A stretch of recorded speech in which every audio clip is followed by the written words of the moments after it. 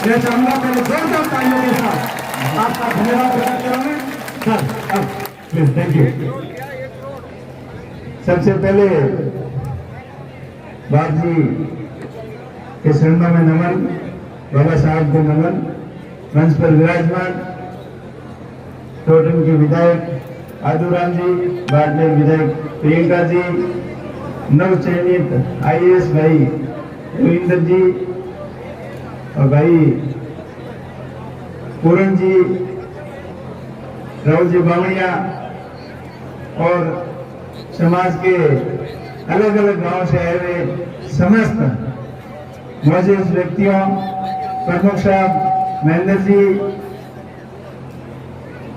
आसपास के गांव से पधारे हुए समस्त जनप्रतिनिधिगण, समाज के मुखियों, पूर्व रिटायर अधिकारीगण, अभी सेवारत कर्मचारी अधिकारी, समस्त बुद्धिजीवी जन, मातृशक्ति, युवा साथियों, आप बड़ी संख्या में पधार कर इस MS4 शिक्षा के प्रति समर्पित इस प्रोग्राम के अंदर भाग लिया, पधारे। आप सबका बहुत बहुत आभार, बहुत बहुत धन्यवाद।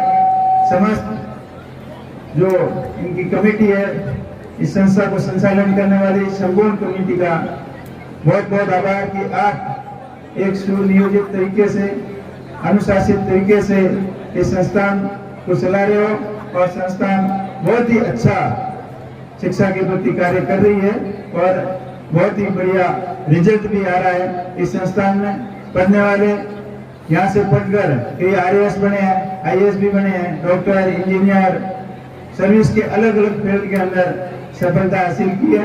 ये संस्था की कुशल नेतृत्व, कुशल संचालन का ही परिणाम है। मैं आशा करता हूँ कि बाप जी का आशीर्वाद सब पर बना रहे और संस्थान दिन दुगनी रात चौगनी प्रोग्रेस करे, क्योंकि बाबा साहब भीमराव अम्बेडकर जी यही कहा करते थे कि शिक्षा वो श्रेणी का दूध है, जो पिएगा वो दहाड़ेगा।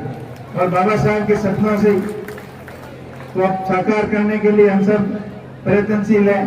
शिक्षा के क्षेत्र में बाड़मेर जिले को हमेशा पिछड़ा जिला माना जाता था और यहाँ पनिशमेंट के रूप में अधिकारियों को यहाँ भेजते थे। वही बाड़मेर है, आज शिक्षा के क्षेत्र के अंदर प्रगति कर रहा है। आदरणीय स्वर्गीय रामदास जी के सपनों का ये बाड़मेर है कि उन्होंने उस समय शिक्षा के महत्व को समझा और किसान बोर्डिंग से शुरुआत की। शिक्षा के क्षेत्र के अंदर जो ग्रामीण क्षेत्रों के अंदर रहने वाले प्रत्येक किसान को भेजे, वहाँ कोई जाति नहीं, वहाँ कोई धर्म नहीं, प्रत्येक पढ़ने वाले आवश्यक जिनको शिक्षा की जरूरत थी उनको यहाँ लाकर पढ़ाने का काम किया और बाड़मेर को शिक्षा के क्षेत्र में एक नई गति ऊंचाई देने का जो कार्य किया वो बहुत ही अनुकरणीय कार्य था और उसी का परिणाम आज जो बाड़मेर के अंदर शिक्षा के क्षेत्र में बढ़ रहा है। उन्होंने सपना देखा था कि आने वाले 50-60 साल, आने वाले 100 साल बाद में अगर अपने बाड़मेर के लोग अगर शिक्षित नहीं होंगे तो बहुत ही अधिक विकट परिस्थितियों का सामना करना पड़ेगा।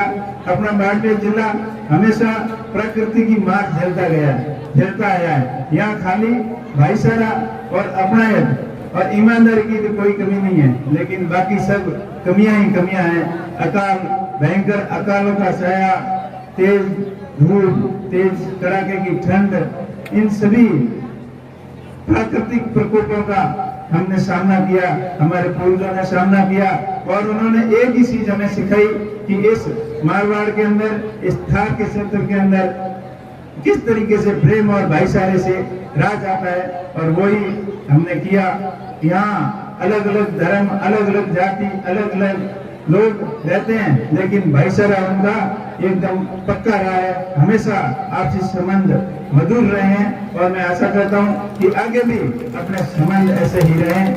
आज आजादी के 70 साल बाद भी कुछ लोग ऐसी सोच रखते हैं कि उनकी वजह से आज शोषित वर्ग को, दलित पीड़ित वर्ग को तकलीफों का सामना करना पड़ता है। मैं इस मंच के माध्यम से उन्हें यही कहना चाहूंगा कि अब जमाना बदल गया है। इस जमाने के साथ में चलोगे तो कोई तकलीफ नहीं आएगी।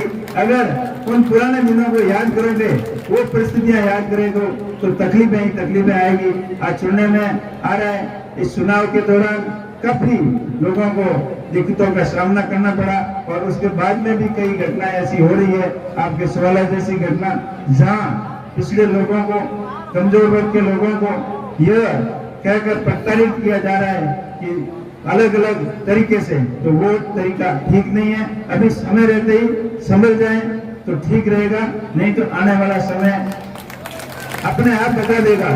जो समय के साथ में नहीं चलेगा वो अपने आप पीछे रह जाएगा।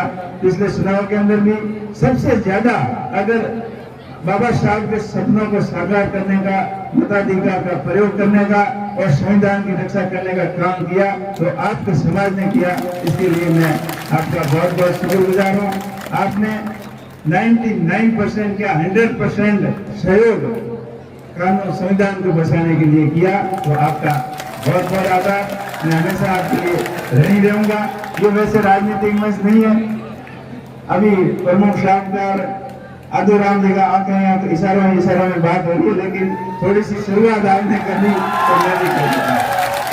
समय और परिस्थितियों के साथ चलना बहुत ही जरूरी है। आप लोगों ने जो आशीर्वाद मुझे दिया और देश की सबसे बड़ी पंचायत के अंदर आप लोगों ने जिस आशा और उम्मीद के साथ मुझे भेजा है, तो मैं पूरा प्रयास करूंगा कि आपके सपनों को, आपकी उम्मीदों को पूरा करने का। अभी आदूराम जी बता रहे थे कि रिफाइनरी के अंदर रोजगार किसी को कम मिला है, किसी को ज्यादा मिला है, तो मैं आपको यही कहना चाहता हूँ, ये तो खाली अपना चुनाव आता है ना, जब अपन एक दूसरे को बेला फुसलाने के लिए कह देते हैं कि उसने ज्यादा कर लिया, उसने ये कर दिया।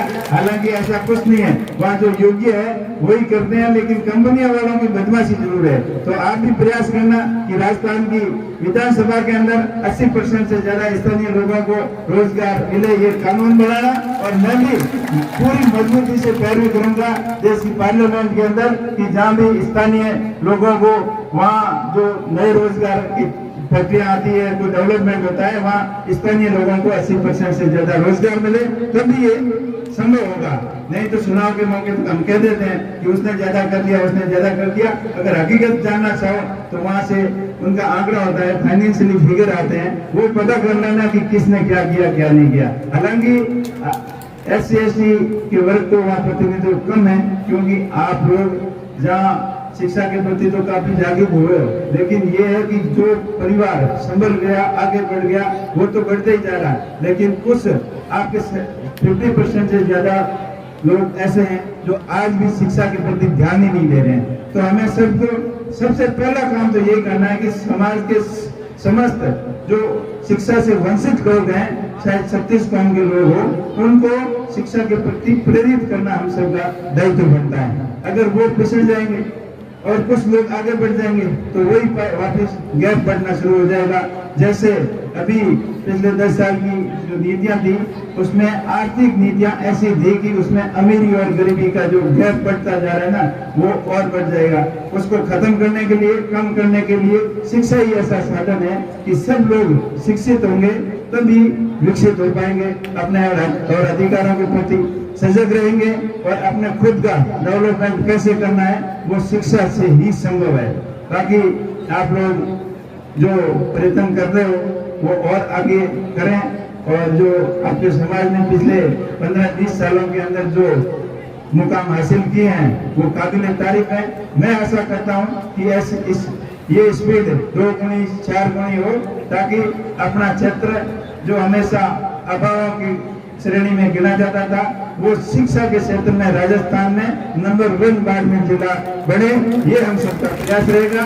बाकी जो अभी बात कर रहे थे भाई साहब, जो एजुकेशन के सेक्टर में मेरा हमेशा ही मन रहता है, हमेशा ही ये रहता है कि शिक्षा के क्षेत्र में नयापन कैसे लाएं, चाहे स्मार्ट डिजिटल एजुकेशन के माध्यम से हो, चाहे आप लोगों के सहयोग के माध्यम से हो। मैं हमेशा यही कहता हूँ कि अपने बच्चों की पढ़ाई के ऊपर ज्यादा से ज्यादा ध्यान रखें, क्योंकि आने वाला भविष्य ये बच्चे हैं। अगर बच्चे अपनी औलाद पढ़ लिख कर होशियार बन गई तो अपने को किसी प्रकार के धन वगैरह की जरूरत नहीं है, और अपने पास खूब सारा खजाना होगा लेकिन बच्चे उसको संभालने लायक नहीं होंगे तो भी वो कोई काम नहीं आएगा। इसलिए सबसे पहला काम है कि बच्चों को अच्छी शिक्षा दें, अच्छे संस्कार दें, नशे पत्ते से दूर रहे। कई जाने अनजाने में बच्चा गलत दिशा में चला गया है तो उनको समझा कर समाज की मुख्य धारा में लाने का प्रयास करें। ये तभी संभव होगा जब हम सब अपनी अपनी जवाबदारी समझें।